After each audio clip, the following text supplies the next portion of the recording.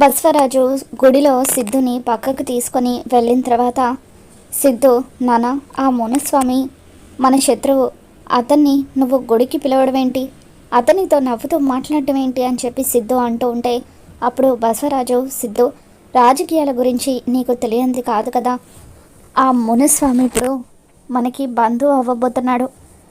నీ మంచి కోసం, నీ రాజకీయ భవిష్యత్తు కోసం తన కూతురు కనిష్కని నీకు ఇచ్చి పెళ్లి చేయబోతున్నాను అని చెప్పి బసవరాజు అంటూ ఉంటాడు. దాంతో సిద్ధు ఒక్కసారిగా షాక్ అవుతూ, నాన్న, ఆ మునుస్వామి కూతుర్ని నేను పెళ్లి చేసుకోవడం ఏంటని చెప్పి సిద్ధు అంటూ ఉంటే, నాకు తెలుసు సిద్ధు, నువ్వు ఈ నాన్న మాట ఎప్పుడూ కూడా కాదనవని, అందుకే నిన్ను కూడా అడగకుండానే నేను వాళ్ళకి మాటిచ్చేసాను.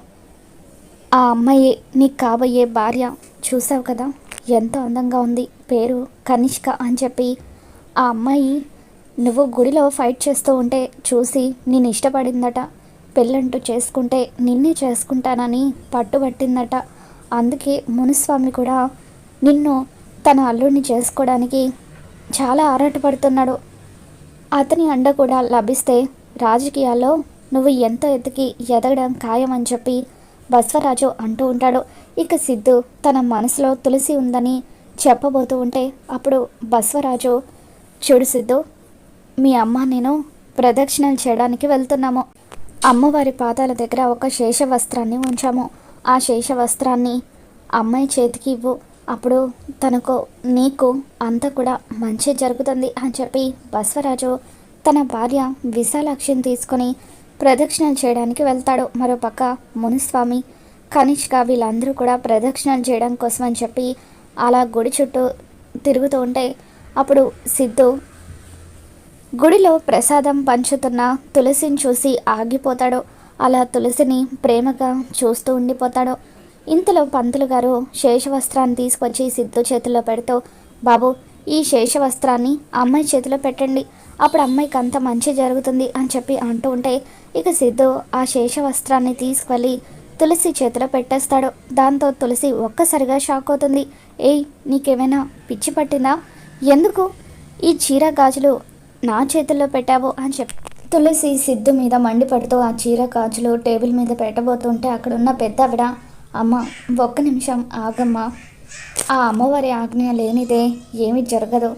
ఆ చీర నీ దగ్గరికి వచ్చిందంటే ఖచ్చితంగా ఏదో ఒక కారణం ఉండే ఉంటుంది. ఆ చీరను నీతోనే ఉండనివ్వమ్మా అని చెప్పి అంటూ ఉంటే ఇక తులసి ఆ చీరను తనతో పాటు తీసుకొని వెళ్తూ ఉంటుంది. ఇక సిద్ధు తులసి వైపు అలా ప్రేమగా చూస్తూ ఉంటాడు. సిద్ధు తులసి చేతికి ఆ చీర ఇవ్వడం కనిష్క చూసేస్తుంది. వెళ్తున్న తులసి దగ్గరికి వచ్చి తనని ఆపి, అసలు నీకు సిగ్గుందా, అతను ఆ చీరను నీ చేతుల్లో పెడితే మాత్రం నువ్వు అలా ఎలా తీసుకుంటావు, నిజానికి ఆ చీర దక్కాల్సింది నాకు అని చెప్పి కనిష్క మండిపడుతూ ఉంటే తులసి ఎంతగానో బాధపడిపోతూ ఉంటుంది. అవునమ్మా, మా అమ్మాయికి మంచి జరగాలని మేమే ఆ చీరను అమ్మవారి పాదాల దగ్గర పెట్టాము అని చెప్పి మునుస్వామి అంటూ ఉంటాడు. దాంతో తులసి బాధపడుతూ, నేను కావాలని ఈ చీరను తీసుకోలేదండి, అతనెవరో బలవంతంగా నా చేతికి ఇస్తేనే తీసుకున్నాను అని చెప్పి అంటూ ఉంటుంది. కావాలంటే మీ చీరను నేను మీకు తిరిగి ఇచ్చేస్తాను అని చెప్పి తులసి అంటూ ఉంటుంది. దాంతో కనిష్క వాళ్ళ అమ్మ ఆ చీరని తీసుకోబోతూ ఉంటే, వద్దు మమ్మీ అంటూ కనిష్క గట్టిగా అరుస్తుంది. ఒక్కసారి అది ఎవరి చేతికైనా వెళ్ళిందంటే తిరిగి నేను దాని వంక చూడను.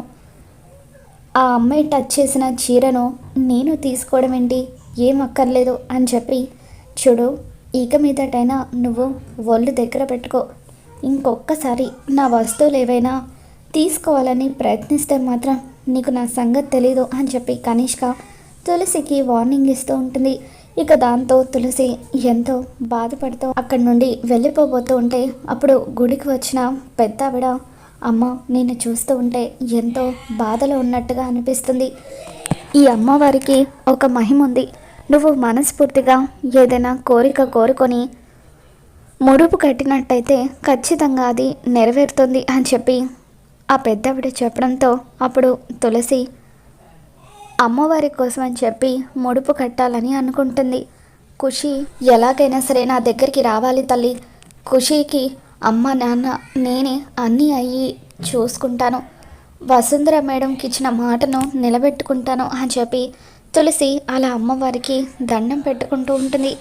ఇక అలా తులసి అమ్మవారికి ముడుపు కడుతూ ఉండగా ఇంతలో సిద్ధు అటువైపుగా వస్తూ ఉంటాడు.